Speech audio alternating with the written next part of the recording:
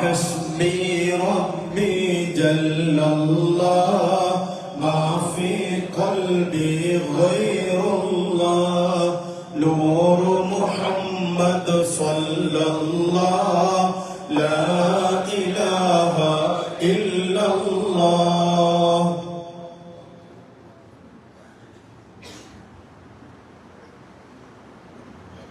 قوله تعالى يا أيها النبي إنا أرسلناك شاهدا ومبشرا ونذيرا أي شاهدا للرسل بالتبليغ ومبشرا لمن آمن بالجنة ونذيرا لمن كذب بالنار وداعيا إلى الله أي إلى توحيده وطاعته بإذنه أي بأمره وسراجا منيرا سماه الله سراجا لأنه يهتدى به كالسراج يستضاء به في الظلمة وبشر المؤمنين بأن لهم من الله فضلا كبيرا أمره الله تعالى أن يبشر المؤمنين بالفضل الكبير من الله عز وجل وقد بين الله تعالى الفضل الكبير في قوله تعالى والذين آمنوا وعملوا الصالحات في روضات الجنات لهم ما يشاءون عند ربهم ذلك هو الفضل الكبير وقوله تعالى ولا تطع الكافرين أي من أهل مكة والمنافقين أي من أهل المدينة ودع أذاهم يا محمد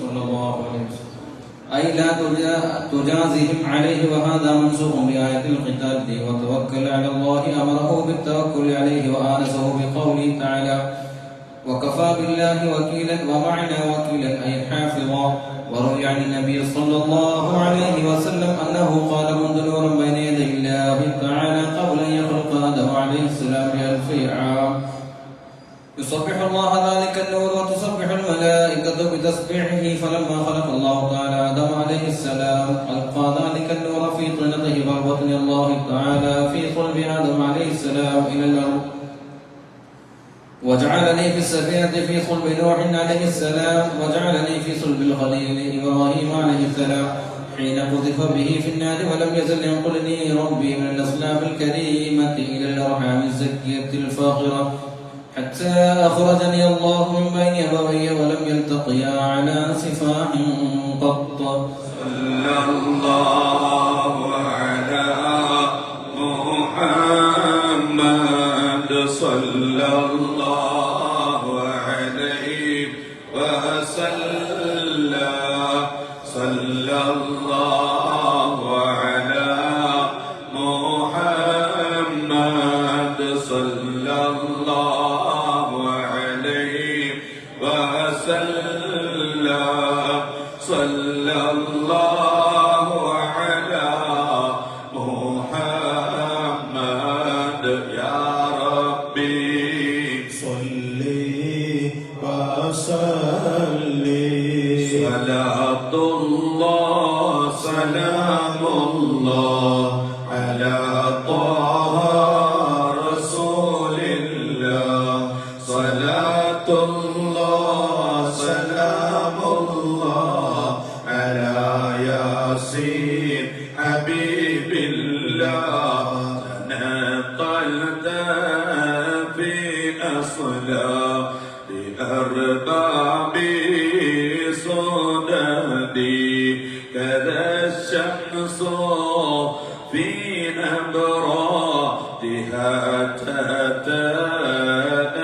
تتنقل صلاة الله سلام الله على طه رسول الله صلاة الله سلام الله على ياسين حبيب الله ساريا في بطون تشرفا بحمل العليه في أمور المعول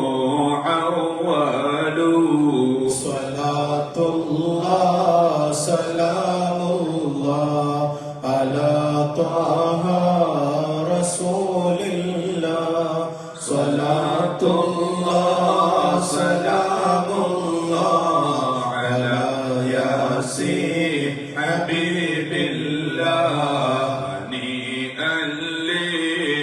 قوم آت فيهم ومنهم بدا منك بدر بجماله مسربل صلاة الله سلام الله على طه رسول الله صلاة الله سلام الله على ياسين حبيب الله ولله وقد جئت فيه وطالع سعيد على أهل الوجود وأقبلوا صلاة الله سلام الله على طه رسول الله صلاة الله سلام الله على ياسين حبيب الله عليه صلاة الله ثم سلامه بتعداد ما قطر من الصحب ينزل صلاة الله سلام الله على طه رسول الله صلاة الله سلام الله على ياسين حبيب الله كتاب جميع الأنبياء محمد ويوم قيام الناس يبعث أول صلاة الله سلام الله على طه رسول الله صلاة الله سلام الله على ياسين حبيب الله وجد يا رسول الله منك برحمتي لعبد الأسير بذنوبي مسربل صلاة وتسليم وأزكى تحيتي على المصطفى المختار خير البرية وصلي إلهي كل يوم وليلتي على أحمد المختار مولى الفضائل صلاة وتسليم وأزكى تحيتي على المصطفى المختار خير البرية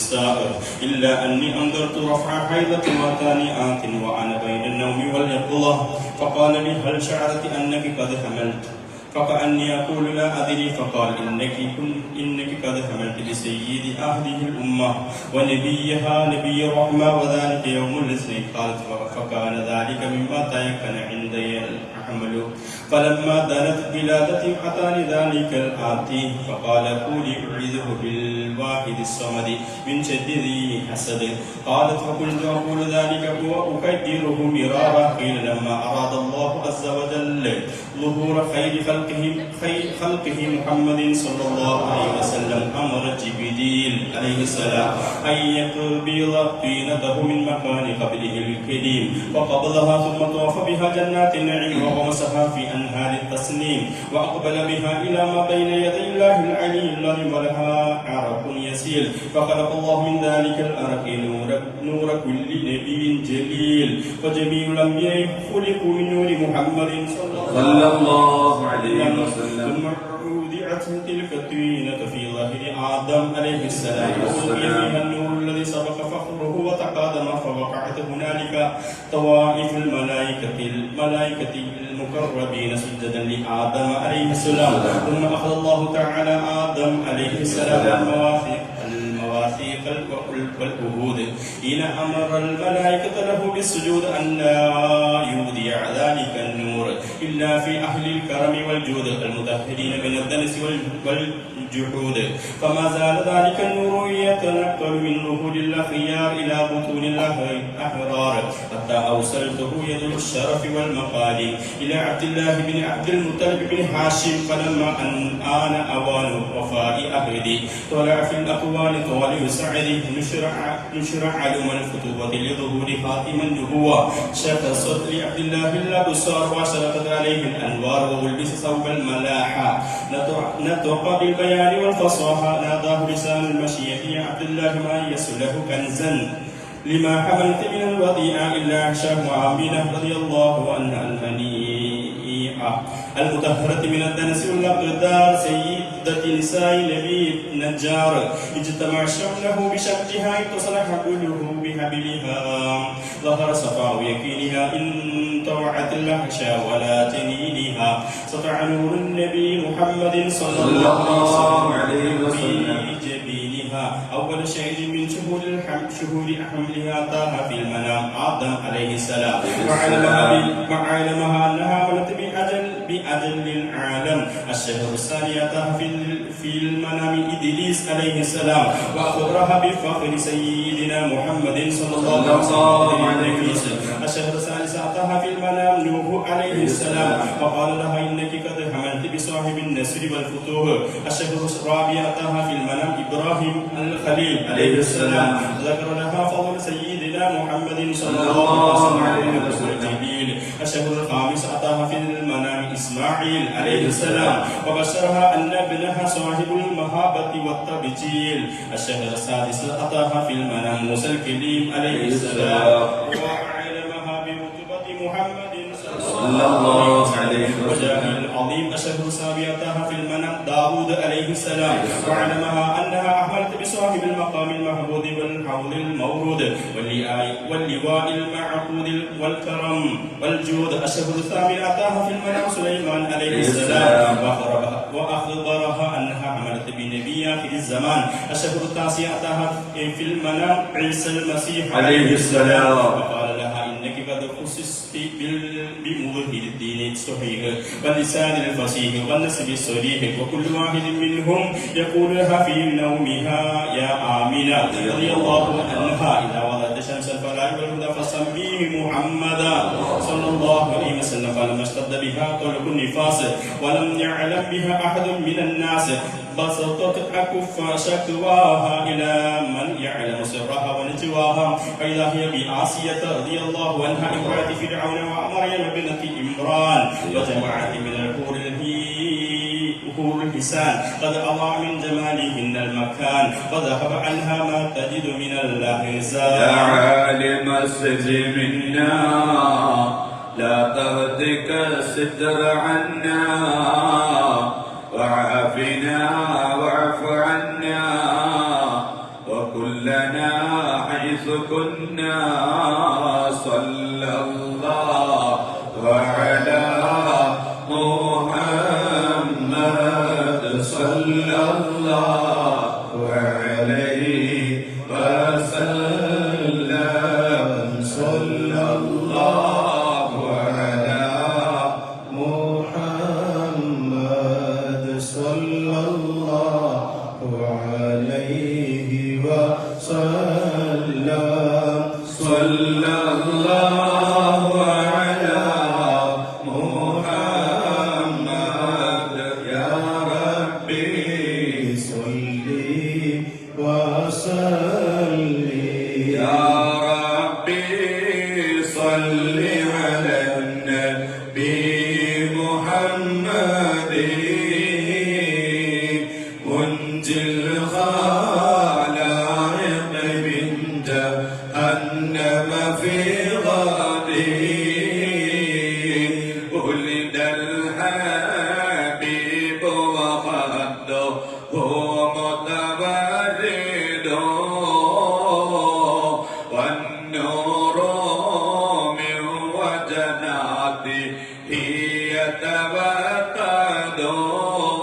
يتوكلون يا ربي صل على النبي محمد منجي الخلائق من جهنم في غد ولد الحبيب ومثله لا يولد ولد الحبيب وخده متورد يا ربي صل على النبي محمد منجي الخلائق من جهنم في ولد غد الذي لولاه ما عشق اللقاء كلا ولا ذكر الحما والمعهد يا ربي صل على النبي محمد منجي الخلائق من جهنم في غد ولد الذي لولاه ما ذكرت طوبى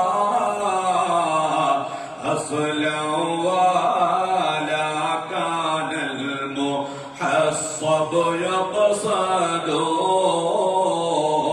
مولاي صل وسلم دائما أبدا على حبيبك خير الخلق كلهم هذا الوافي بعهده هذا الذي من قداه يا صاحي غصن الأمجاد مولاي صل وسلم دائما أبدا على حبيبك خير الخلق كلهم الذي خلعت عليه منابس ونفائس ونذيره لا يوجد مولاي صل وسلم دائما أبدا على حبيبك خير الخلق هذا الذي كلهم قالت ملائكة السماء هذا مالح الكون هذا أحمد يا ربي صل على النبي محمد منجي الخلائق من جهنم في غد معجز يوسف بقميصه تالله ذا المولود منه أزيد يا ربي صل على النبي محمد منجي الخلائق من جهنم في كان غد إبراهيم أعطي رشده تالله ذا المولود منه أرشد يا ربي صل على النبي محمد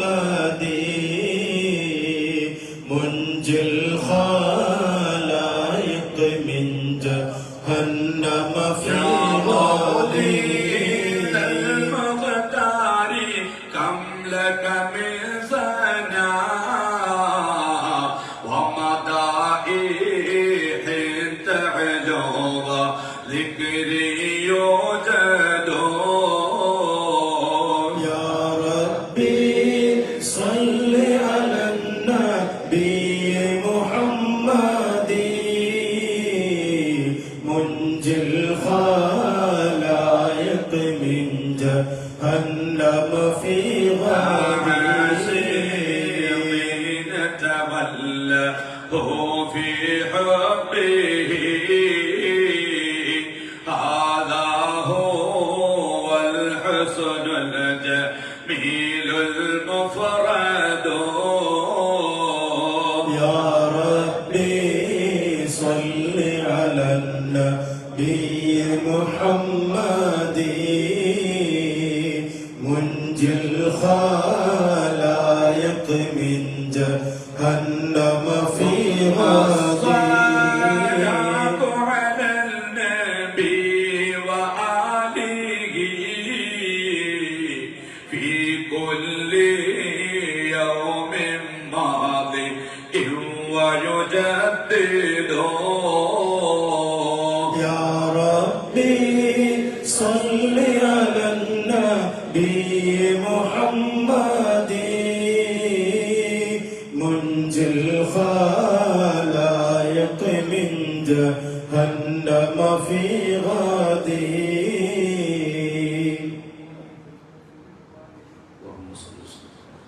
اللهم صل وسلم وبارك عليه وقاتل حبيب محمد صلى الله عليه وسلم وهو مكحل العيون مقطوع السر مخطوع خضته الملائكة فطافوا به في جميع الأقطار وعرفوا به على السماوات والأرض والبحار ورجعوا بالمفضل على الكونين إلى أمه آمنة رضي الله عنها في أسره من طرفة عين خفقت في الأكوان يعلم علومه ذو القدر البشائر لقدومه جاء لحنا زال لحنا حصل العلا نل المنى طابت القلوب غفرت الذنوب سترت العيوب كشفت القلوب بلقاء سيدنا محمد الحبيب المحبوب حصل القصد والمراد وصف الوقت والبداد وبالرؤيا محمد فرحت أنفس العباد وقد من سيدنا محمد صلى الله عليه وسلم البصر فإذا فرقه كالصبح إذا أسرف وشعره كالليل إذا سجى وتكرر ووجهه والله من الشمس والأنوار أما سمعت كيف انشق له القمر سجل حاجبين كحل عينين أقلا لهم في دقيق الشفتين كأنما يتبسم عن نضية الدرر ونقه كأنه بريق فضة وله جيد فقال جيد العسال وقطه وارشق من الغصن الطريق رطيبة إذا حضر بين الكتفين خاتم النبوة فيا فوز من عاينه ونظر فهذه قطعة من بعض أوصاف جماله وأما كل كماله فلا يحد لواسف ولا يحسن بمثل حسنك تعذر العشاق وتمد خاضعة لك الأعناق قد فاق حسنك للوجود بأسره حتى أضاء بنورك الآفاق وروى محمد بن سعيد جماعة من أهل العلم أن آمنة رضي الله عنها لما حملت برسول الله صلى الله عليه وسلم قالت لقد ألقت به فما وجدت له مشقة ولا تعبا وأنه لما فصل عنها خرج معه نور أضاءت له أصول الشام وما بين المشرق والمغرب وقع على الأرض معتمدا على يديه رافعا بصره إلى السماء صلى الله عليه وسلم وزاده فضلا وشرفا لديه. وروى يزيد بن عبد الله بن وهب أن عمته أن آمنة رضي الله لما ولات رسول الله صلى الله عليه وسلم أرسلت إلى جده عبد المطلب فجاءه البشير وهو جالس في هجر فأخبره أن آمنة رضي الله عنها ولدت غلاما فسر بذلك سرورا كثيرا وقام هو من معه فدخل عليها فأخبرته بكل ما رأته وما قيل لها وما أمرت به فأخذه جده عبد المطلب وأدخله الكعبة وقام عندها يدعو الله ويشكره عز وجل على ما أعطاه وروي أنه قال يومئذ شعرا الحمد لله الذي أعطاني هذا الغلام الطيب الأغاني قد صاد بالمهدي على الغلمان أعيده بالبيت ذي الأركان حتى أراه بالغ البنيان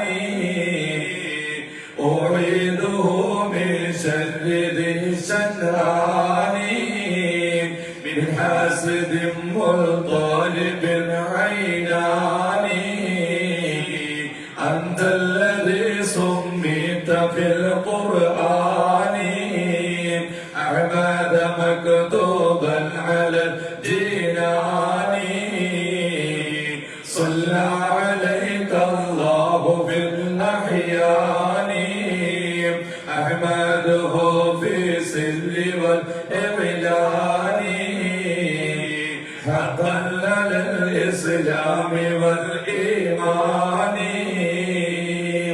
وسبحان من برز في شهر ربيع الأول طلعت قمر الوجود فما أجملها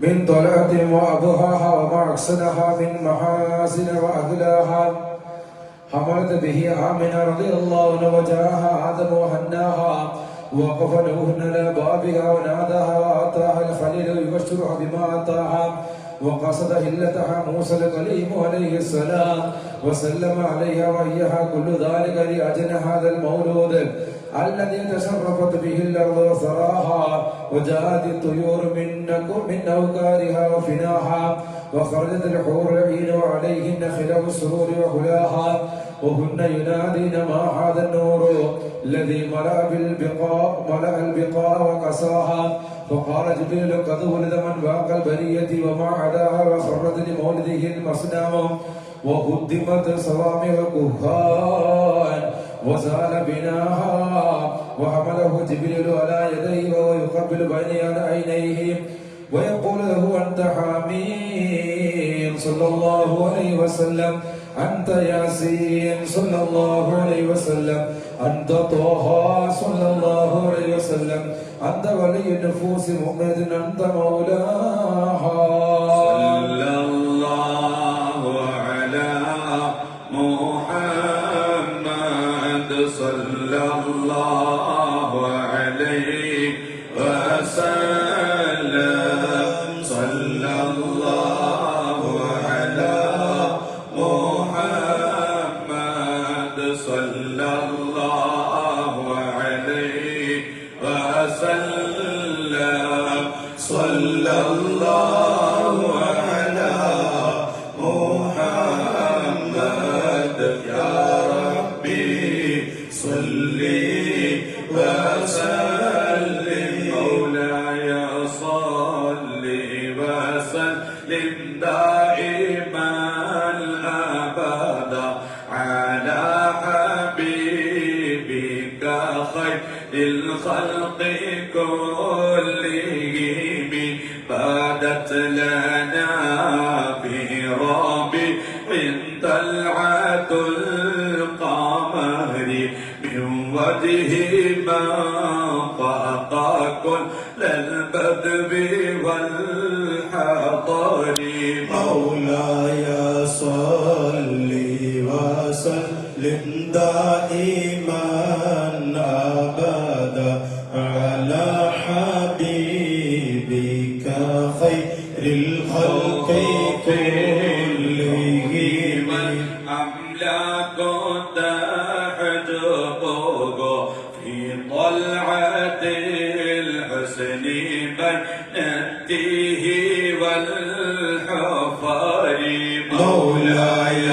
صل وسلم دائما أبدا على حبيبك خير الخلق كلهم.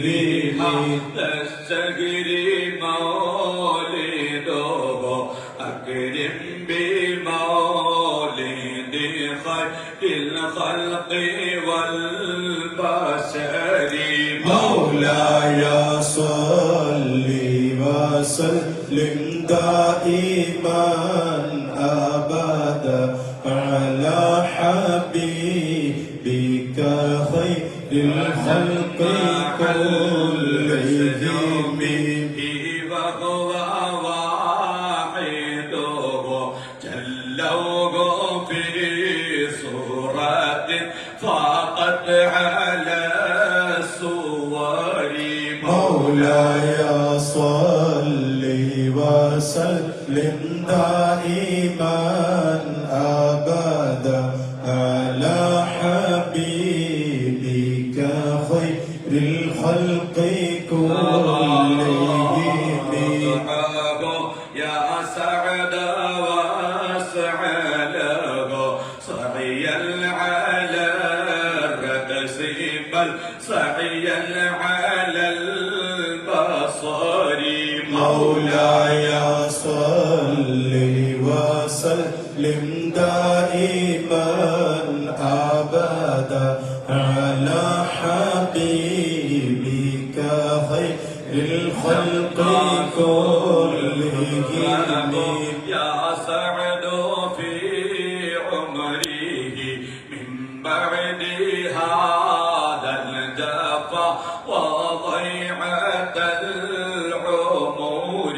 يا ربي بالمصطفى بلغ مقاصدنا واغفر لنا ما مضى يا واسع الكرم. الحب فيه كل جارية فالوجد للقلب والأجفان للصفير.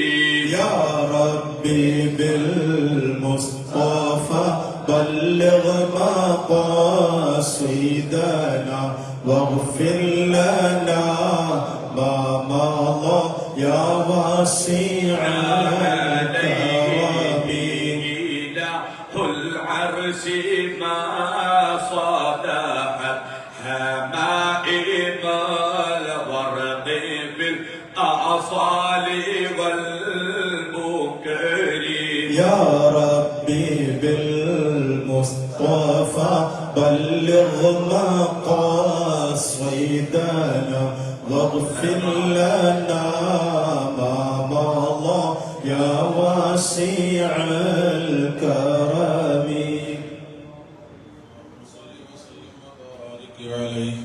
فلما آن آوان مولده الكريم وحال مقدمه الشريف الرحيم صاح ساقوس الإشارة بالبشارة لأهل الأرض أجمعين.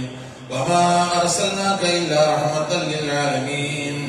وعند ذلك خفت بأمه آمنة الملائكة الأبرار تحجبها بأجنحتها عن عين النغيار ووقع يمينها ميكائيل عليه السلام وبين يديها جبرائيل عليه السلام.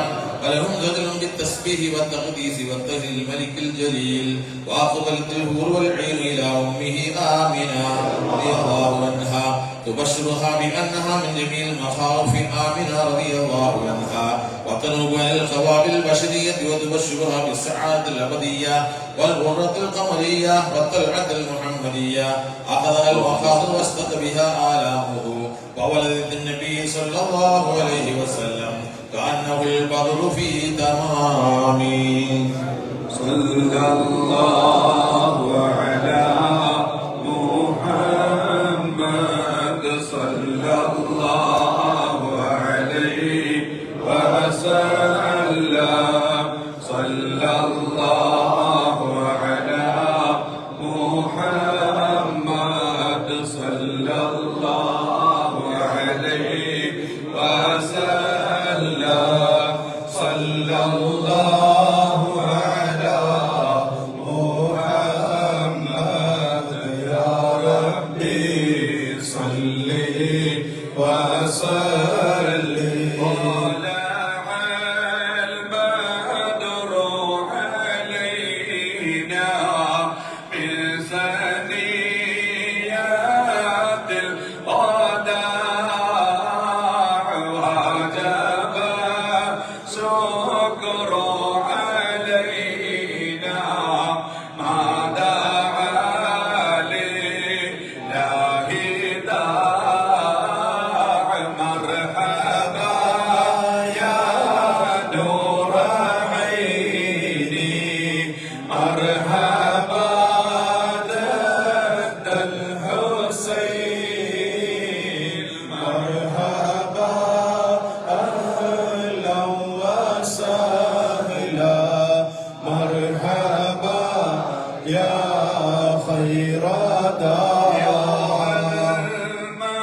المبعوث فينا جئت بالأمن المطاع، جئت شرفت المدينة. مرحبا يا خير دار، مرحبا يا نور عيني، مرحبا جد الحسين، مرحبا أهلا وسهلا، مرحبا يا خير دار. لبست ثوب عزي بعد تلفيق لقاع، أنت في الكل جميل وجمال يا مطاع. مرحبا يا نور عيني، مرحبا جد الحسين، مرحبا أهلا وسهلا، مرحبا يا خير دار. يا واصلي قبل أيام رضاع، واسبلي ستر علينا يا مجيب كل داع. مرحبا يا خير داعي، مرحبا جد الحسين، مرحبا أهلا وسهلا، مرحبا يا خير دار. صلي على من حل في خير البقاع، وأعلى آل وصحبه مع سعى لله ساع. طلع البدر علينا من ثنيات الوداع، وجب الشكر علينا ما دعا لله داع. نبي سلام عليكم، يا رسول سلام عليكم، يا حبيب سلام عليكم، صلوات الله عليكم.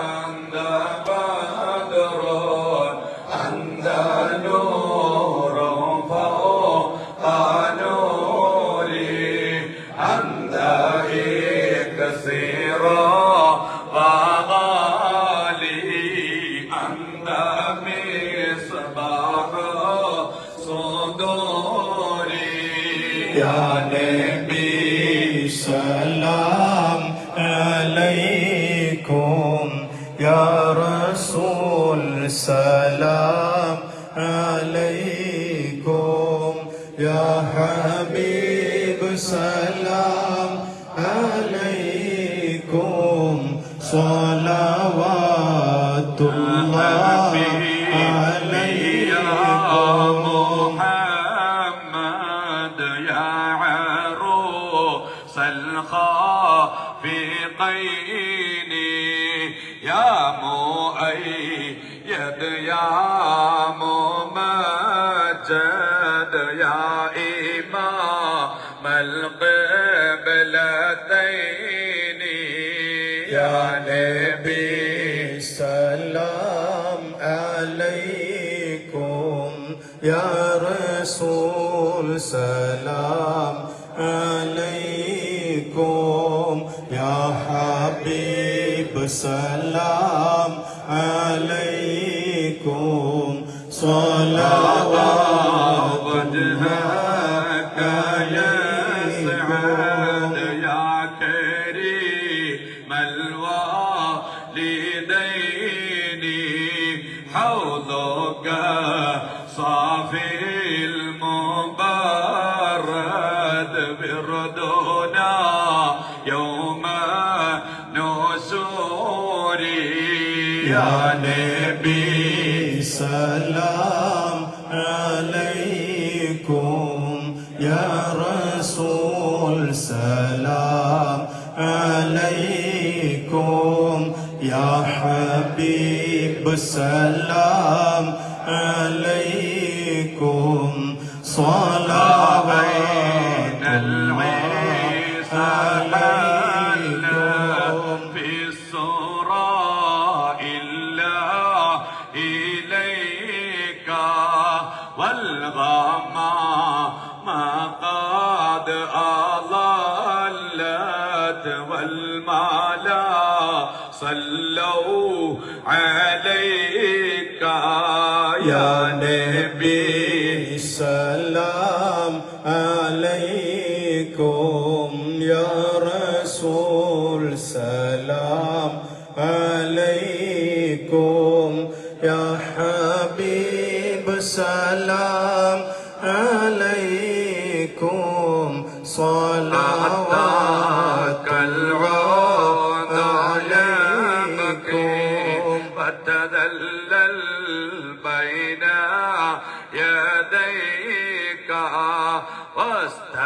واستجارك يا حبيبي عندك ظبي نفور يا نبي سلام عليكم يا رسول سلام عليكم يا حبيب سلام عليكم صلوات الله عليكم فتانا دولي رحيلي جئتهم والدمع سائل قلت ضيف لي يا دليل يا نبي سلام عليكم يا رسول سلام عليكم يا حبيب سلام عليكم صلوات الله عليكم أيها سوق الجزيل نحوها تلك المنازل في العشاء يا والبكور يا نبي سلام عليكم يا رسول سلام عليكم يا حبيب سلام عليكم صلوات الله كل من في عليكم الكون هام فيك يا باهي الجبين ولهم فيك غرام واستياق وحنين مرحبا يا نور عيني مرحبا جد الحسين مرحبا أهلا وسهلا مرحبا يا خير داعي معانيك الأنام قد بدت حائرين حمد للرسل ختام حمد للمولى شكور مرحبا يا نور عيني مرحبا جد الحسين مرحبا أهلا وسهلا مرحبا يا خير داعي فضلك الجم الغفير فيك قد أحسنت ظني يا بشير يا نذير مرحبا يا نور عيني مرحبا جد الحسين مرحبا أهلا وسهلا مرحبا يا خير داعي يا مدير من السعير يا غياثي يا ملاذي في ملمات الأمور مرحبا يا نور عيني مرحبا جد الحسين مرحبا أهلا وسهلا مرحبا يا خير داعي وانجلى عنه الهموم فيك يا بدر تجلى فعلك الوصف الحسين مرحبا يا نور عيني مرحبا جد الحسين مرحبا أهلا وسهلا مرحبا يا خير داعي قد يا جد الحسين فعليك الله صلى دائما طول الدهور مرحبا يا نور عيني مرحبا جد الحسين مرحبا أهلا وسهلا مرحبا يا خير داعي يا ولي الحسنات يا رفيع الدرجات صلى الله على محمد صلى الله عليه وسلم كفرا عني ذنوبي واغفرا لي سيئاتي صلى الله على محمد صلى الله عليه وسلم غفار الخطايا والذنوب الموبقات صلى الله على محمد صلى الله عليه وسلم ستار المصابي ومقيل العثرات صلى الله على محمد صلى الله عليه وسلم بمسري وأخفى مستجيب الدعوات صلى الله على محمد صلى الله عليه وسلم ونرحمنا جميعا لجميع الصالحات ربنا ارحمنا جميعا لجميع الصالحات ربنا ارحمنا جميعا لجميع الصالحات آمين آمين آمين آمين آمين يا رب العالمين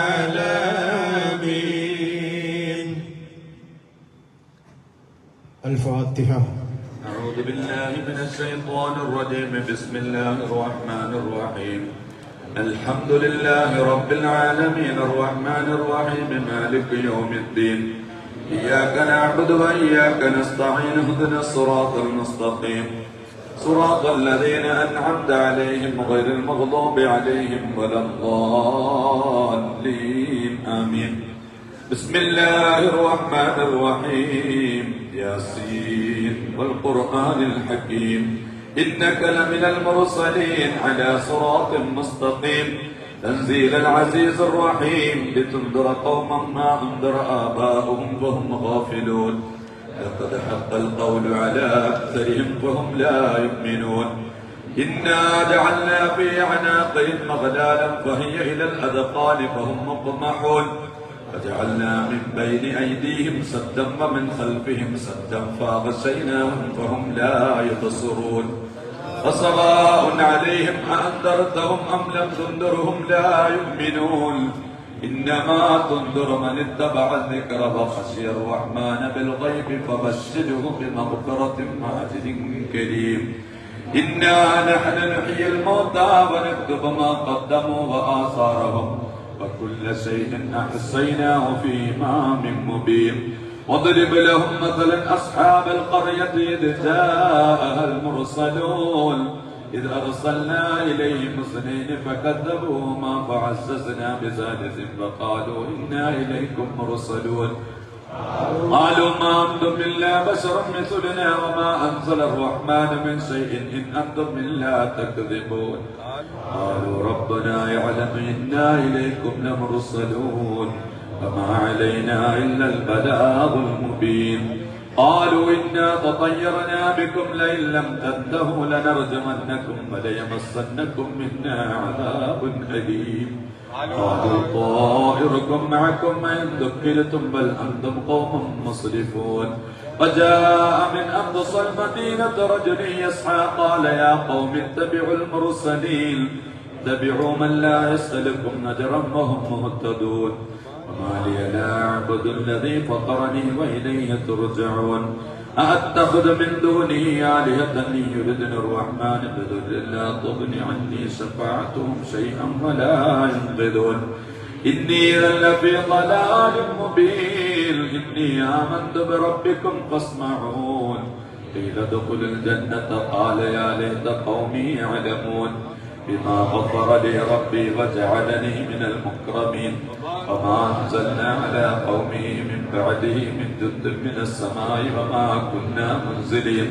إن كانت إلا صيحة واحدة فإذا هم خامدون. يا حسرة على العباد ما يأتيهم من رسول إلا كانوا به يستهزئون. ألم نروا كم أهلكنا قبلهم من القرون أنهم إليهم لا يرجعون. وإن كل لما جميع لدينا محضرون. وآية لهم الأرض الميتة وأحييناها وأخرجنا منها حبا منهم يأكلون. وجعلنا فيها جنات من نخيل وأعناب وفجرنا فيها من العيون ليأكلوا من ثمره وما عملته أيديهم أفلا يشكرون. سبحان الذي خلق الأزواج كلها مما تنبت الأرض ومن أنفسهم ومما لا يعلمون. وآية لهم الليل نسلخ منه النهار فإذا هم مظلمون. والشمس تجري لمستقر لها ذلك تقدير العزيز العليم. والقمر قدرناه منازل حتى عادت كالعرجون القديم. لا الشمس ينبغي لها أن تدرك القمر ولا الليل سابق النهار وكل في فلك يسبحون. وآية لهم أنا حملنا ذريتهم في الفلك المشحون وخلقنا لهم من مثله ما يركبون. وإن نشأ نغرقهم فلا صريخ لهم ولا هم ينقذون إلا رحمة منا ومتاعا إلى حين. وإذا قيل لهم اتقوا ما بين أيديكم وما خلفكم لعلكم ترحمون. وما تأتيهم من آية من آيات ربهم إلا كانوا عنها معرضين.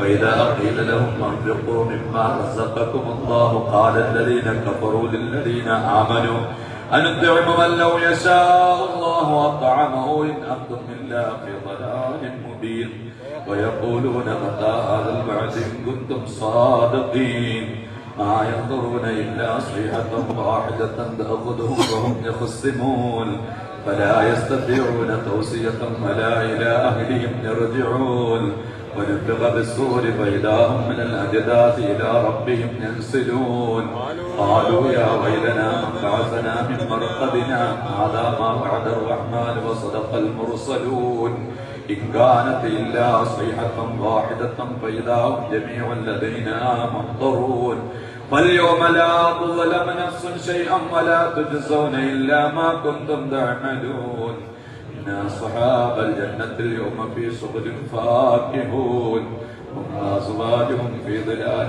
على الأرائك متكئون لهم فيها فاكهة ولهم ما يدعون سلام قولا من رب رحيم وامتازوا اليوم أيها المجرمون ألم أعهد إليكم يا بني آدم أن لا تعبدوا الشيطان إنه لكم عدو مبين وأن اعبدوني هذا صراط مستقيم ولقد أضل منكم جبلا كثيرا أفلم تكونوا تعقلون هذه جهنم التي كنتم توعدون اصلوها اليوم بما كنتم تكفرون اليوم نختم على أفواههم وتكلمنا أيديهم وتشهد أرجلهم بما كانوا يكسبون ولو نشاء لطمسنا على أعينهم فاستبقوا الصراط فأنى يبصرون ولو نشاء لمسخناهم على مكانتهم فما استطاعوا مضيا ولا يرجعون ومن نعمره ننكسه في الخلق أفلا يعقلون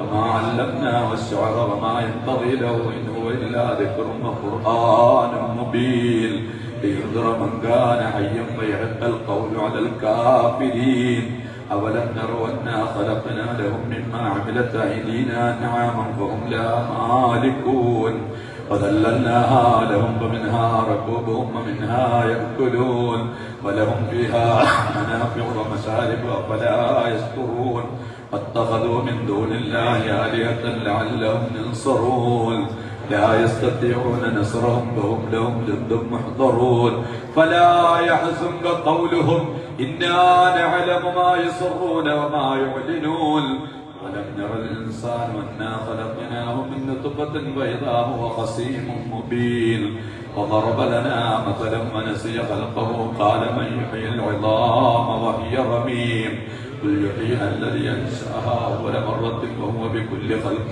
عليم الذي جعل لكم من الشجر الأخضر نارا فإذا أنتم منه توقدون أوليس الذي خلق السماوات والأرض بقادر على أن يخلق مثلهم ألا وهو الخلاق العليم إنما أمره إذا أراد شيئا أن يقول له كن فيكون وسبحان الذي بيده ملكوت كل شيء وإليه ترجعون تقبل الله بسم الله الرحمن الرحيم قل هو الله أحد الله الصمد لم يلد ولم يولد ولم يكن له كفوا أحد بسم الله الرحمن الرحيم قل هو الله أحد الله الصمد لم يلد ولم يولد ولم يكن له كفوا أحد بسم الله الرحمن الرحيم قل هو الله أحد الله الصمد لم يلد ولم يولد ولم يكن له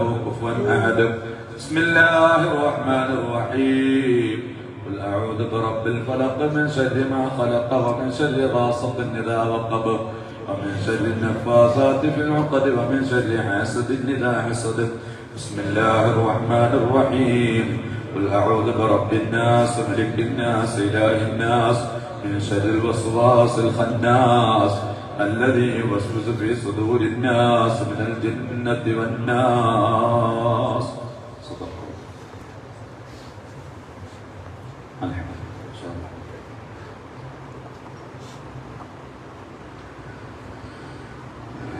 الله സ്വീകരിക്കുമാറാകട്ടെ. ദുആ ചെയ്യാൻ ഒരുപാട് ആളുകൾ ഏൽപ്പിച്ചിട്ടുണ്ട്.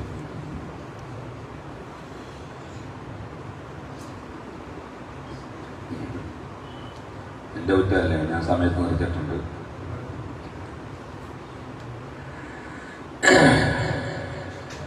ദുആ ചെയ്യാൻ ഏൽപ്പിച്ചിട്ടുണ്ട്. ഒരു സഹോദരൻ, നമുക്കെല്ലാവർക്കും അറിയാം, ഓപ്പറേഷന് വേണ്ടി വിധേയമാക്കിയിട്ടുണ്ട് എന്നറിയാൻ കഴിഞ്ഞിട്ടുണ്ട്. റാഹത്താകുന്നതിന് വേണ്ടി പ്രത്യേകം ദുആ ചെയ്യാൻ ഏൽപ്പിച്ചു. അതുപോലെ 24 സുഹൃത്തുക്കൾ ചേർന്ന് മിലാദ് റാലിയിൽ മധുരം കൊടുത്തതിൻ്റെ ബാലൻസ് തുക 3000 രൂപ മരണപ്പെട്ട കാരണവന്മാർക്കും കുടുംബാംഗങ്ങൾക്കും വിവാഹം കഴിഞ്ഞവർക്കും ഞങ്ങൾക്കും വിവാഹം കഴിക്കാൻ പോകുന്നവർക്കും ദുആ ചെയ്യാൻ പ്രത്യേകം ഏൽപ്പിച്ചിട്ടുണ്ട്. അതുപോലെ പലരും പല കാര്യങ്ങൾ പറഞ്ഞ് ഏൽപ്പിച്ചിട്ടുണ്ട്. അല്ലാഹു സുബ്ഹാനഹു വ തആല എല്ലാം സ്വീകരിക്കുമാറാകട്ടെ. പരിശുദ്ധരായ മുഹമ്മദ് റസൂലുള്ളാഹി സല്ലല്ലാഹു അലൈഹി വസല്ലം തങ്ങളുടെ ജന്മദിനവുമായി ബന്ധപ്പെട്ട് നടത്തിയ എല്ലാ പരിപാടികളും അല്ലാഹു പരിപൂർണമായി സ്വീകരിക്കട്ടെ. പരിശുദ്ധമായ റബീഉൽ അവ്വൽ 1 തുടങ്ങി ഈ സമയം വരെ നടത്തിയ മൗലിദിന്റെ സദസ്സുകൾ, അതുപോലെ തന്നെ മദ്രസ കുട്ടികളുടെ കലാപരിപാടികൾ എല്ലാം, റാലിയും അതുപോലെ ഇന്ന് നടത്തിയ സിയാറത്തും ഇതിലേക്ക് സഹായിച്ച ഒരുപാട് ആളുകളുണ്ട്. ഇതെല്ലാം ഹബീബായ മുഹമ്മദ് റസൂലുള്ളാഹി സ്വല്ലല്ലാഹു അലൈഹി വസല്ലം തങ്ങളുടെ പൊരുത്തത്തിനും അവിടുത്തെ തൃപ്തിക്കും വേണ്ടിയാണ്. നബി സല്ലല്ലാഹു അലൈഹി വസല്ലം തങ്ങളുടെ പൊരുത്തമാണ് ഇതെല്ലാം കൊണ്ട് ഉദ്ദേശിക്കേണ്ടത്, അതാണ് നമുക്ക് കിട്ടേണ്ടത്. ഇതെല്ലാം സ്വലാത്തിന്റെ മജ്ലിസുകളാണ്. നബി സല്ലല്ലാഹു അലൈഹി വസല്ലം തങ്ങളുടെ പേരിൽ ആയിരക്കണക്കിന് സ്വലാത്തുകൾ ദിവസവും നാം ചെല്ലാൻ ആഗ്രഹിക്കുകയും ചെല്ലുകയും വേണം. സ്വലാത്ത് കൊണ്ട് ഒരുപാട് നേട്ടങ്ങൾ. ഞാനിപ്പോൾ ഇങ്ങോട്ട് ഇറങ്ങുന്നതിന് മുമ്പായിട്ട് മഹാനായ ഹുജ്ജത്തുൽ ഇസ്ലാം അബൂ ഹാമിദ് അൽ ഗസാലി റളിയല്ലാഹു അൻഹുവിന്റെ സുലൂത്തുൽ ആരിഫീൻ എന്ന് പറയുന്ന ഒരു കിതാബ്, അതിൽ പറയുന്നുണ്ട് നബി സല്ലല്ലാഹു അലൈഹി വസല്ലം തങ്ങളുടെ സ്വലാത്തിന്റെ പവർ. ഒരു ചെറുപ്പക്കാരനായ മനുഷ്യൻ അദ്ദേഹത്തിന്റെ വാപ്പയുമായി ഹജ്ജിന് പോവുകയാണ്. ഹജ്ജിന് പോയി കുറെ അങ്ങ് നടന്നു. പകുതി വഴിയിൽ വെച്ച് വാപ്പ മരണപ്പെടുകയാണ്. വാപ്പയ്ക്ക് രോഗം വന്ന് വാപ്പ മരണപ്പെട്ട് ഇദ്ദേഹം എന്ത് ചെയ്യണമെന്ന് അറിയാതെ ഇങ്ങനെ ഇരിക്കുന്ന സമയത്താണ് ഇദ്ദേഹത്തിന്റെ വാപ്പയെ നോക്കുമ്പോൾ വാപ്പയുടെ മുഖം വല്ലാതെ കറുത്ത് പന്നിയുടെ കോലത്തിലായിപ്പോയി. അല്ലാഹു കാത്തുരക്ഷിക്കട്ടെ. മാത്രമല്ല ഈ വാപ്പയുടെ 2 കണ്ണുകൾ വലിയ കണ്ടാൽ ഭയം തോന്നുന്ന തരത്തിൽ തള്ളിപ്പോയി. മുഖം കറുത്തിരണ്ടുപോയി. മഹാനായ സുഫിയാൻ സൗരി റളിയല്ലാഹു അൻഹു ഹജ്ജ് ചെയ്യുന്ന വേളയിൽ ഒരു ചെറുപ്പക്കാരൻ എങ്ങനെ എല്ലാ സന്ദർഭങ്ങളിലും സലാത്ത് മാത്രം എങ്ങനെ ചെല്ലുകയാണ്. അങ്ങനെ ചെല്ലുന്ന വേളയിൽ സുഫിയാൻ സൗരി റളിയല്ലാഹു അൻഹു പറഞ്ഞ മനുഷ്യ, ഇത് കഅബയാണ്. കഅബയുടെ ഓരോ ഭാഗത്തും ചെല്ലേണ്ട ഓരോ ദിക്റുകളുണ്ട്. കഅബയുടെ കില്ല പിടിക്കുമ്പോൾ ചെല്ലേണ്ട ദിക്റുണ്ട്. കഅബയുടെ വാതിലിന്റെ നേരെ വരുമ്പോൾ ചെല്ലേണ്ട ദിക്റുണ്ട്. കഅബയുടെ മഴപ്പാത്തിയുടെ നേരെ വരുമ്പോൾ ചെല്ലേണ്ട ദിക്റുണ്ട്. കഅബയുടെ 4 ഭാഗത്തുമുള്ള ഓരോ മൂലയിൽ ഓരോ ദിക്റുകളുണ്ട്. നിങ്ങളെ ഞാൻ നോക്കുമ്പോൾ നിങ്ങൾ എപ്പോഴും ഈ സലാത്തല്ലാതെ വേറെ ഒന്നും ചെല്ലുന്നില്ല, എന്താ കാരണം? അപ്പൊ ഈ മനുഷ്യൻ പറഞ്ഞു, ഞാനിതുപോലെ എന്റെ ബാപ്പയുമായി ഹജ്ജിന് വരികയും ഇങ്ങനെ ഒരു സംഭവം ഉണ്ടാവുകയും ചെയ്തു. ഞാൻ ആകെ ഭയപ്പെട്ടു. ആളുകളെ എങ്ങനെ കാണിക്കും? ബാപ്പയുടെ മുഖം ആളുകളെ എങ്ങനെ കാണിക്കും? വല്ലാതെ ഭയപ്പെട്ടു. അദ്ദേഹം ഒരുപാട് ആലോചിച്ചു, എന്ത് ചെയ്യണം? മറമാടണോ? അതല്ല അറിയിക്കേണ്ടവരെ അറിയിക്കണോ? അറിയിച്ചു കഴിഞ്ഞാൽ ആളുകൾ കാണാൻ വരും. കണ്ടാൽ എങ്ങനെയാണ് എന്റെ ബാപ്പയെ ഞാൻ കാണിക്കുന്നത്? കാണിക്കാൻ പറ്റിയ കോലത്തിലല്ല. ഈ മനുഷ്യനാകെ ബേജാറാണ്. അദ്ദേഹം ഒരുപാട് ആലോചിച്ചു, ചിന്തിച്ചു, അങ്ങോട്ടും ഇങ്ങോട്ടൊക്കെ നടന്ന് ക്ഷീണിതനായി ആ ബാപ്പയുടെ അരികിൽ പൊട്ടിക്കരഞ്ഞുകൊണ്ട്, എന്താണ് എന്റെ ബാപ്പയ്ക്ക് പറ്റിയത്? എന്റെ ബാപ്പ മുനാഫിഖായിരുന്നോ? എന്റെ ബാപ്പ പാപിയായിരുന്നോ? ഇങ്ങനെ കോലം മാറാൻ എന്താണ് സംഭവിച്ചത്? എന്നിങ്ങനെ വിഷണ്ണനായി വിഷമിച്ച് പ്രയാസപ്പെട്ട് ദുഃഖം കാരണം അദ്ദേഹം ഉറങ്ങിപ്പോയി. ഉറക്കത്തിൽ അദ്ദേഹം കാണുന്നു, ഒരു മനുഷ്യൻ വന്നിട്ട് ഈ ബാപ്പയുടെ മുഖം ഇങ്ങനെ തടകുന്നതായി കണ്ടു. പെട്ടെന്ന് തന്നെ ഇദ്ദേഹം ഉണർന്നു. ഉണരുന്നതിന് മുമ്പായി ബാപ്പയുടെ മുഖം പിന്നെയും വികൃതമാകുന്നത് കണ്ടു. സ്വപ്നം കാണുകയാണ്. അപ്പൊ ഒരാള് വന്നിട്ട് മുഖം തടവുന്നു. മുഖം നല്ലതുപോലെ പ്രകാശിക്കുന്നു. ഈ മനുഷ്യൻ, ഈ തടകിയ ആൾ അടുത്ത് നിൽക്കുന്നു. അപ്പൊ ഈ ചെറുപ്പക്കാരൻ ഈ ആളിനോട് ചോദിച്ചു, നിങ്ങൾ ആരാ? എന്നെ നിനക്കറിയില്ലേ? ഞാൻ ഖാത്തിമുൻ നബിയ്യീൻ സല്ലല്ലാഹു അലൈഹി വസല്ലം, അംബിയാ മുർസലീങ്ങളുടെ അവസാനത്തെ പ്രവാചകനായ മുഹമ്മദ് നബിയാണ് ഞാൻ. എന്താണ് ഇവിടെ സംഭവിക്കുന്നത് എന്ന് ഈ ചെറുപ്പക്കാരൻ ഹബീബായ തങ്ങളോട് സല്ലല്ലാഹു അലൈഹി വസല്ലം ചോദിക്കുമ്പോൾ നബി സല്ലല്ലാഹു അലൈഹി വസല്ലം തങ്ങൾ പറഞ്ഞ മറുപടിയാണ്, നിന്റെ ബാപ്പ പാപിയാണ്. നിന്റെ ബാപ്പ ചെയ്യാത്ത തെറ്റുകളില്ല. എല്ലാ തെറ്റുകളും ചെയ്തിട്ടുണ്ട്. ഒക്കെ തെറ്റായിരുന്നു നിന്റെ ബാപ്പയുടെ. പക്ഷേ നിന്റെ ബാപ്പയ്ക്കൊരു ഗുണമുണ്ടായിരുന്നു. എപ്പോഴും എന്റെ പേരിൽ സലാത്ത് ചൊല്ലുമായിരുന്നു. എപ്പോഴും എന്റെ പേരിൽ സലാത്ത് ചൊല്ലുമായിരുന്നു. അപ്പൊ ശിക്ഷയുടെ മലക്കുകൾ വന്ന് ഇദ്ദേഹം മരിച്ച് ഖബറിൽ ചെല്ലുന്നതിന് മുമ്പ് ശിക്ഷ തുടങ്ങി. അപ്പോഴാണ് സലാത്ത് കൊണ്ട് ഏൽപ്പിക്കപ്പെട്ട മലക്കുകൾ ആദരവായ മുഹമ്മദ് റസൂലുള്ളാഹി സല്ലല്ലാഹു അലൈഹി വസല്ലം തങ്ങളുടെ അരികിൽ ചെന്നിട്ട് പറഞ്ഞു, നിങ്ങൾക്ക് വേണ്ടി എപ്പോഴും സലാത്ത് ചെല്ലുന്നൊരു മനുഷ്യനെ താണ്ട ശിക്ഷിക്കുന്നു. ശിക്ഷയൊക്കെ ഈ കോലത്തിലായിട്ടുണ്ട്. നിങ്ങൾ എന്തെങ്കിലും ചെയ്യാൻ പറ്റുമോ? അങ്ങനെ നബി സല്ലല്ലാഹു അലൈഹി വസല്ലം തങ്ങൾ ഈ ചെറുപ്പക്കാരനോട് പറയാണ്, ഈ മലക്കുകൾ ഇങ്ങനെ വന്ന് പറഞ്ഞപ്പോൾ സലാത്ത് കൊണ്ട് ഏൽപ്പിക്കപ്പെട്ട മലക്കുകളുമായിട്ടാണ് ഞാൻ ഇവിടെ വന്നത്.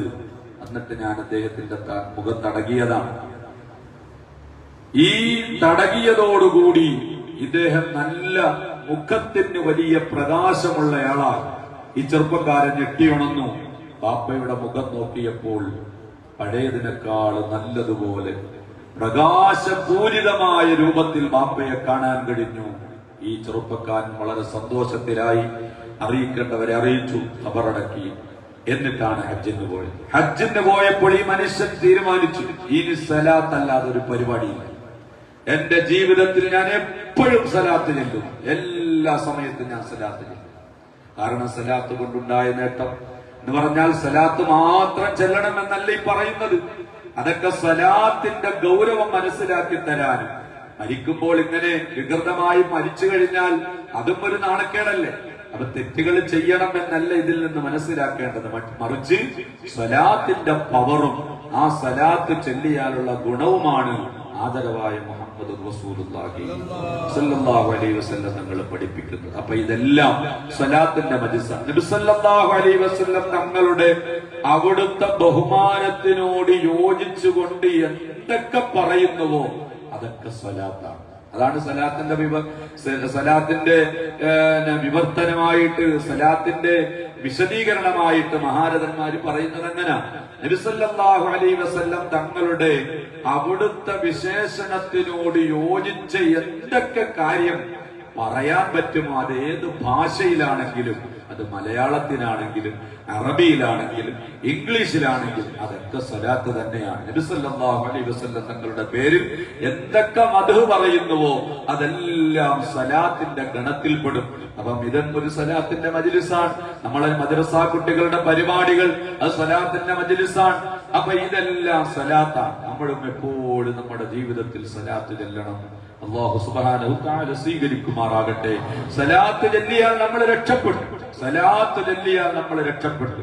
സലാത്തില്ലാതെ നമ്മൾക്ക് രക്ഷപ്പെടാൻ പറ്റുകയില്ല. ആഖിറവും ദുനിയാവും രക്ഷപ്പെടണോ സലാത്ത് ചൊല്ലിക്കോ. ദിക്റിനെക്കാളും സലാത്ത് പവറാണ്.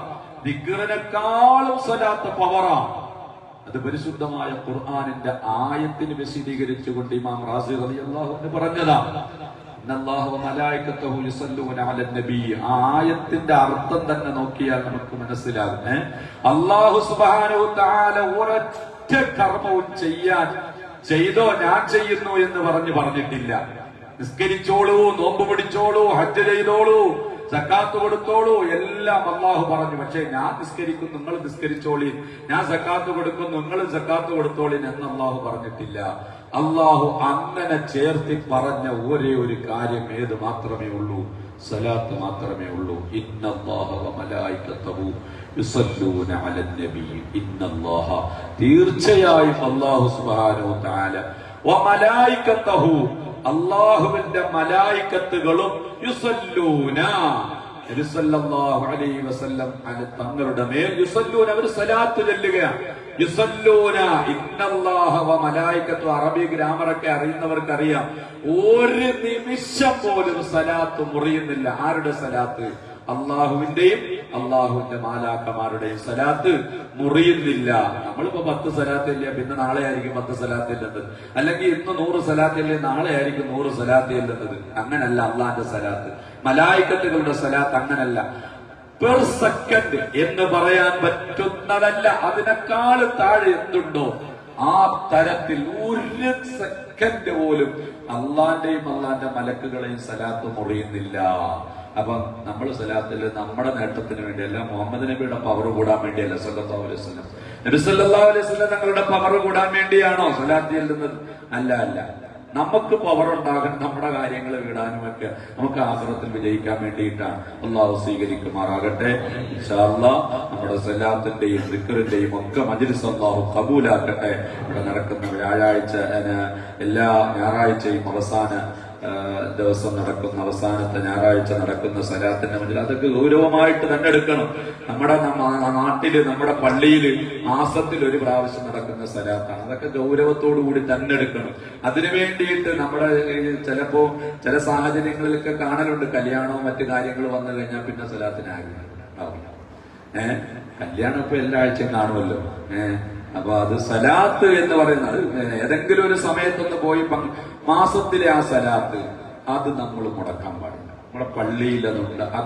അതിന് വളരെ ഗൗരവത്തോടു കൂടി തന്നെ നമ്മൾ കാണുകയും അതൊരു നമ്മുടെ ഒരു നിർബന്ധ ബുദ്ധിയായി നമ്മൾ അതിൽ പങ്കെടുക്കുകയും ചെയ്യുക. അതൊരു വലിയ പവറാണ്. സലാത്തിന്റെ മജ്ലിസ് അല്ലേ, അപ്പൊ അതിൽ പങ്കെടുക്കുക. സലാത്തിന്റെ മൗലിദിന്റെ മജ്ലിസുകൾ ഉണ്ടെങ്കിൽ അവിടെ പങ്കെടുക്കുക. നമ്മുടെ വീടുകളിലൊക്കെ മൗലിദ് ഓതുക. മക്കളെ കൊണ്ടൊക്കെ സലാത്ത് വലിയ നേട്ടമാണ്. നബി സല്ലല്ലാഹു അലൈഹി വസല്ലം തങ്ങൾ നമുക്ക് ആഖിറത്തിൽ രക്ഷപ്പെടാൻ ഒരു മാർഗം മുഹമ്മദ് നബിയേ ഉള്ളൂ സല്ലല്ലാഹു അലൈഹി വസല്ലം. വേറൊരു മാർഗവും നമുക്കില്ല. മുഹമ്മദ് നബിയുടെ അനുവാദം ഉണ്ടെങ്കിലേ ഔലിയാക്കന്മാര് സഹായിക്കുള്ളൂ. മുഹമ്മദ് നബിയുടെ അനുവാദം ഉണ്ടെങ്കിലേ ഔലിയാക്കന്മാര് സഹായിക്കുള്ളൂ. അവിടുത്തെ അനുവാദമൊന്നുമില്ല, സഹായിക്കില്ല. എല്ലാ ഔലിയാക്കന്മാരും അവിടെ പോയി ചോദിക്കും, സഹായിക്കട്ടോ എന്ന് ചോദിച്ചിട്ടേ സഹായിക്കുള്ളൂ. മനസ്സിലായില്ല? മുഹമ്മദ് നബി സല്ലല്ലാഹു അലൈഹി വസല്ലം തങ്ങൾ അനുവാദം കൊടുക്കണം. അപ്പൊ അനുവാദം കൊടുക്കണമെങ്കിൽ എന്ത് വേണം? നമ്മൾ മുഹമ്മദ് നബി സല്ലല്ലാഹു അലൈഹി വസല്ലം തങ്ങളുമായി ഒരുപാട് അടുക്കണം. 100-200 സലാത്ത് ചൊല്ലിയിട്ട് മതിയെന്ന് വിചാരിക്കരുത്. എപ്പോഴും സലാത്ത് ചൊല്ലിയേക്കണം.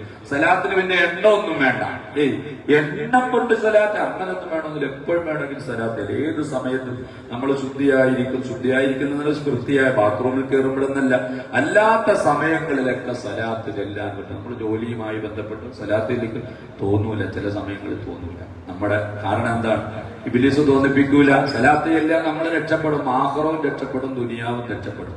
അപ്പൊ ഇൻഷാ അല്ലാഹ് സലാത്ത് ചെല്ലാനുള്ള ഒരു മനസ്സ് നമുക്ക് എല്ലാവർക്കും ഉണ്ടായിരിക്കണം. കുറഞ്ഞത് പ്രിയപ്പെട്ടവരെ, മഹാനായ സയ്യിദുൽ ബക്കരി റളിയല്ലാഹു അൻഹു ഇആനത്തുൽ ത്വാലിബീനിൽ പറയുന്നുണ്ട്, കുറഞ്ഞതൊരു ദിവസം 300 സലാത്തെങ്കിലും ചെല്ലണം. കുറഞ്ഞതൊരു ദിവസം 300 സല്ലല്ലാഹു അലാ മുഹമ്മദ്, അതൊരു സലാത്താണ്. സല്ലല്ലാഹു അലാ മുഹമ്മദ്, അതൊരു സലാത്താണ്. സല്ലല്ലാഹു അലൈഹി വസല്ലം, അത് സലാമാണ്. ഒരു സലാത്ത് ഒരു സലാമുമാണ്. അപ്പൊ രണ്ടായില്ലേ? സല്ലല്ലാഹു അലാ മുഹമ്മദ്, സല്ലല്ലാഹു അലൈഹി വസല്ലം ഒരു സലാത്തുമാണ്, ഒരു സലാമുമാണ്. ആ സലാത്ത് അറിയാൻ വയ്യാത്തവരാ അല്ലാഹുമ്മ സ്വല്ലി അലാ സയ്യിദിനാ മുഹമ്മദിൻ വഅലാ ആലിഹി വസഹ്ബിഹി വസല്ലം. അങ്ങനെ എത്ര സലാത്ത് നബി സല്ലല്ലാഹു അലൈഹി വസല്ലം തങ്ങളുടെ ബഹുമാനത്തിനോട് അനുയോജ്യമായ എന്ത് പറഞ്ഞാലും അത് അവിടുത്തെ സലാത്താണ്. അല്ലാഹു ജീവിതത്തിൽ ഒരുപാട് പ്രാവശ്യം കാണാൻ നമുക്കെല്ലാവർക്കും അല്ലാഹു തൗഫീഖ് തന്ന് അനുഗ്രഹിക്കട്ടെ. അല്ലാഹു സുബ്ഹാനഹു തആല നബി സല്ലല്ലാഹു അലൈഹി വസല്ലം തങ്ങളുടെ പേരിൽ ഒരുപാട് സ്വലാത്ത് സലാമുകൾ ചൊല്ലാൻ നമുക്കെല്ലാവർക്കും അല്ലാഹു തൗഫീഖ് തന്ന് അനുഗ്രഹിക്കട്ടെ. ഇൻഷാ അല്ലാഹ് ദുആയിലേക്ക് കടക്കുകയാണ്. സഹായിച്ച, ഇതിനു വേണ്ടി സഹകരിച്ച എല്ലാവർക്കും ഇൻഷാ അല്ലാഹ് കാര്യമായി നമ്മളെല്ലാവരും ആത്മാർത്ഥമായി അങ്ങോട്ടും ഒക്കെ ദുആ ചെയ്യണം. എനിക്കും കുടുംബത്തിനൊക്കെ വേണ്ടി നിങ്ങൾ കാര്യമായി ദുആ ചെയ്യണം. പ്രയാസങ്ങളും വിഷമൊക്കെ എല്ലാവർക്കും ഉണ്ട്, എനിക്കും ഉണ്ട്. അപ്പൊ നിങ്ങളൊക്കെ ദുആ ചെയ്യുക. നിങ്ങൾക്ക് വേണ്ടിയും ഇൻഷാ അല്ലാഹ് ദുആ ചെയ്യാം. എല്ലാ സദസ്സുകളിലും നിങ്ങൾക്ക് വേണ്ടി ദുആ ചെയ്യാൻ അല്ലാഹു സ്വീകരിക്കുമാറാകട്ടെ.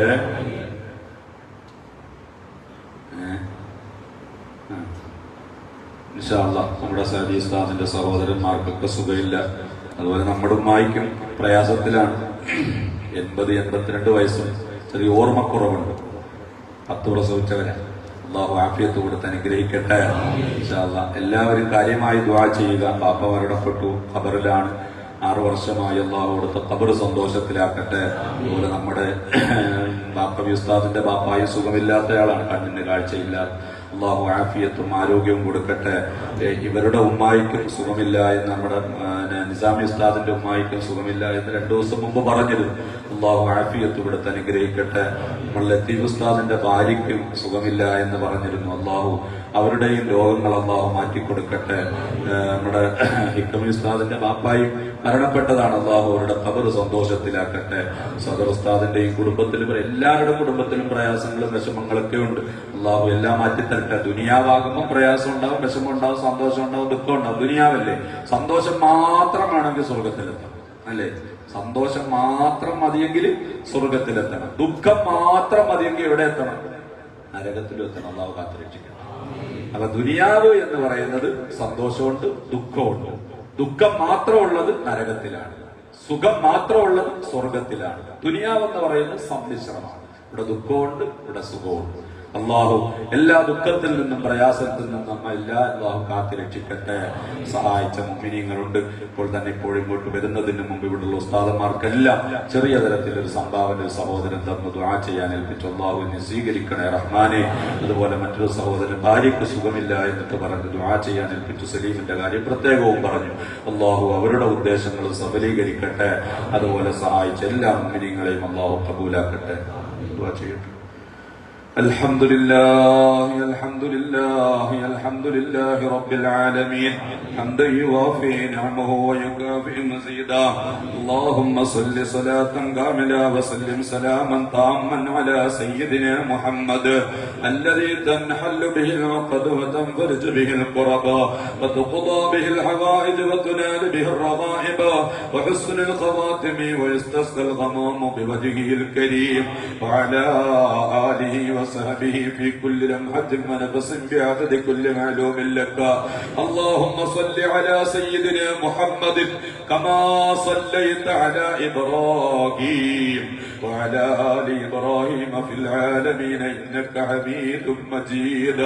اللهم صل على سيدنا محمد كما باركت على سيدنا إبراهيم وعلى آل سيدنا إبراهيم في العالمين إنك حميد مجيد. اللهم صل على سيدنا محمد كما صليت على إبراهيم وعلى آل إبراهيم وبارك على محمد وعلى آل محمد كما باركت على إبراهيم وعلى آل إبراهيم في العالمين إنك حميد مجيد. اللهم صل على سيدنا محمد حبيب المحبوب شافي العلل ومفرج الكروب وعلى آله وصحبه وسلم. اللهم صل وسلم على نبيك البشير الداعي إليك بإذنك السراج المنير. اللهم صل على سيدنا محمد محيي النفوس صلاة تسعدنا بها في جميع الدروس وعلى آله وصحبه وسلم. اللهم صل على سيدنا محمد. اللهم صل على النور وعلى آله وأهل بيته يا رب العالمين. اللهم صل على سيدنا محمد وعلى آل سيدنا محمد في كل لمحة ونفس بعدد كل معلوم لك صلاة تنبر بها بأنوار معرفتك وتوصلنا بها روضة حبيبك سيدنا محمد صلى الله عليه وسلم يقظة ومناما في اللمد مرارا يا رب العالمين. وصلاة تنجينا بها من جميع الأهوال والبليات وتسلمنا بها من جميع الأسقام والآفات وتطهرنا بها من جميع السيئات وتغفر لنا بها جميع الخطيئات وتقضي لنا بها جميع الحاجات وترفعنا بها عندك على الدرجات وتبلغنا بها أقصى الغايات من جميع الخيرات في الحياة وبعد الممات. اللهم اوصل مثل ثواب ما قرأناه هدية واصلة إلى حضرة النبي سيدنا محمد صلى الله عليه وسلم وإلى حضرة آبائه وإخوانه من الأنبياء والمرسلين وإلى حضرة أزواجه الطاهرات أمهات المؤمنين وإلى حضرة أولاده وأقربائه وأحبائه وأصحابه. اللهم وإلى حضرة ساداتنا البدريين والأحديين وسائر الصحابة والقرابة كلهم أجمعين وإلى حضرة أولياء الله تعالى من مشارق الأرض إلى مغاربها وأهل بيت رسول الله صلى الله عليه وسلم وأهل الخير كلهم أجمعين. اللهم زدهم شرفا على شرفهم وجاها على جاههم وعزا على عزهم. أرحم الراحماയ റബ്ബേ, ലോകരക്ഷിതാവായ അല്ലാഹ്, നീ തന്ന തൗഫീഖ് കൊണ്ട് ഞങ്ങൾ ഓതിയ മൗലിദിനെ സ്വീകരിക്കണേ അല്ലാഹ്. സൂറത്ത് യാസീനിനെ സ്വീകരിക്കണേ അല്ലാഹ്. പടച്ചവനെ, പരിശുദ്ധമായ റബീഉൽ അവ്വൽ തുടങ്ങി സമയം വരെ ഇവിടെ ഓതിയ മൗലിദുകളെ സ്വീകരിക്കണേ അല്ലാഹ്. പടച്ചവനെ, മദ്രസ വിദ്യാർത്ഥികളുടെ കലാപരിപാടികൾ കബൂലാക്കണേ അല്ലാഹ്. നടത്തിയ റാലി സ്വീകരിക്കണേ അല്ലാഹ്. പടച്ചവനെ, ഇതിലേക്കെല്ലാം പല വിധത്തിലും ആളുകൾ സഹായിച്ചവരുണ്ട് അല്ലാഹ്.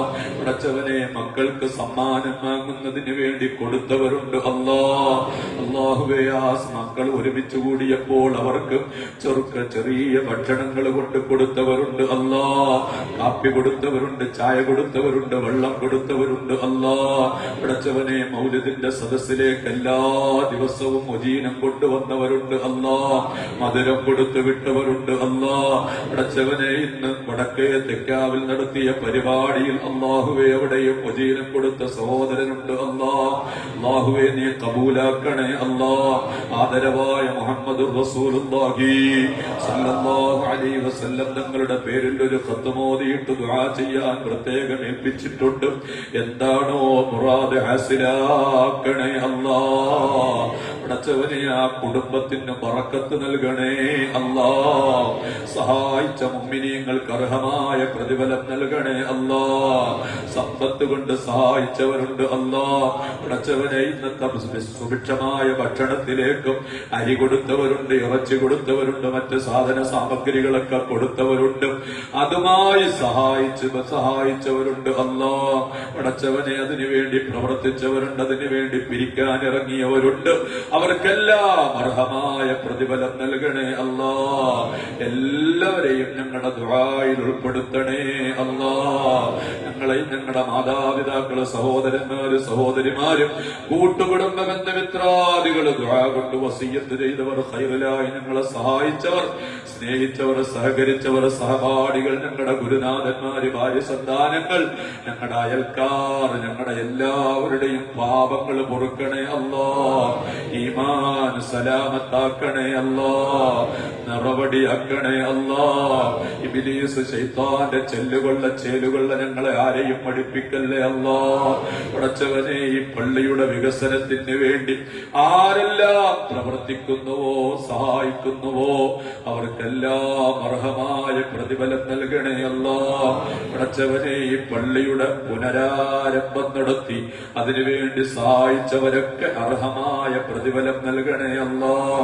പടച്ചവനെ, ഈ നാട്ടിൽ ഇങ്ങനെ ഒരു പള്ളി വരാൻ കാരണക്കാരായ ഈ ഇരിക്കുന്നവരുടെ മുൻഗാമികളായ ആളുകൾ റബ്ബേ ഒരുപാട് കഷ്ടപ്പെട്ടവരാണ് അല്ലാഹ്. സ്വന്തം അധ്വാനം കഴിഞ്ഞ് രാത്രി സമയങ്ങളിൽ റബ്ബേ ഒരു തളർച്ചയും ഒരു ക്ഷീണവുമില്ലാതെ വലിയ പാറക്കല്ലുകൾ ചുമന്ന്, വെട്ടുകല്ലുകൾ ചുമന്ന് റബ്ബേ ഈ പള്ളിക്ക് പണിയെടുത്തവർ റഹ്മാനേ ഇരിക്കുന്നവരുടെ കാരണവന്മാരാണ്. അവരൊക്കെ ഇന്ന് ഖബറിലാണ് റബ്ബേ. അല്ലാഹുവേ, അവർ അനുഭവിച്ച കഷ്ടപ്പാടുകൾ, വേദനകൾ, അവര് കൊണ്ട വെയിലിന്റെ തണലാണ് റബ്ബേ ഈ നാട്ടിലുള്ള ഞങ്ങൾ എല്ലാവരും അനുഭവിക്കുന്നത്. അല്ലാ, ആ മുൻഗാമികൾക്കൊക്കെ നീ സ്വർഗം നൽകണേ അല്ലാ. പടച്ചവനെ, അവര് ക്ഷീണിച്ചിരിക്കുമ്പോൾ അവർക്ക് വെള്ളം കൊടുത്ത ഉമ്മമാരുണ്ട് അല്ലാ. പടച്ചവനെ, അവരുടെ ശരീരത്തിന് തടകിക്കൊടുത്ത അവരുടെ ഭാര്യമാരൊക്കെ അവരെല്ലാവരും ഇന്ന് ഖബറിലാണ് അല്ലാ. അവരെ ഖബർ സന്തോഷത്തിലാക്കണേ അല്ലാ, റാഹത്തിലാക്കണേ അല്ലാ. പടച്ചവനെ, ഈമാനികമായ ചൈതന്യത്തോടുകൂടി അല്ലാഹുവേ ഈ പള്ളിയുടെ നിലനിൽക്കാൻ മുൻഗാമികൾ ചെയ്ത സുഹൃതങ്ങൾ തന്നെയാണ് അല്ലാ. സുന്നത്ത് ജമാഅത്തിന്റെ വിളനിലമാക്കിയത് മുൻഗാമികൾ തന്നെയാണ് അല്ലാ. അവർക്കെല്ലാം നീ അർഹമായ പ്രതിഫലം നൽകണേ അല്ലാ. ഇവിടെ സേവനം ചെയ്ത ഉസ്താദന്മാരുണ്ട് അല്ലാ, മദ്രസയിൽ പഠിപ്പിച്ച മുഅല്ലിമീങ്ങളുണ്ട് അല്ലാ. പടച്ചവനെ, ഇവിടെ ബാങ്ക് വിളിച്ച മുഅദ്ദിന്മാരുണ്ട് അല്ലാ. മറ്റുള്ള പണികളൊക്കെ എടുത്ത ആളുകളുണ്ട് അല്ലാ. ഉസ്താദന്മാർക്ക് ഭക്ഷണങ്ങൾ എടുത്തവരുണ്ട് അല്ലാ. ആരൊക്കെ മരണപ്പെട്ടു പോയിട്ടുണ്ടോ അവരുടെ എല്ലാം ഖബറിൽ റബ്ബേ ഞങ്ങളുടെ ഈ മജ്‌ലിസിന്റെ സവാബ് എത്തിക്കണേ അല്ലാ.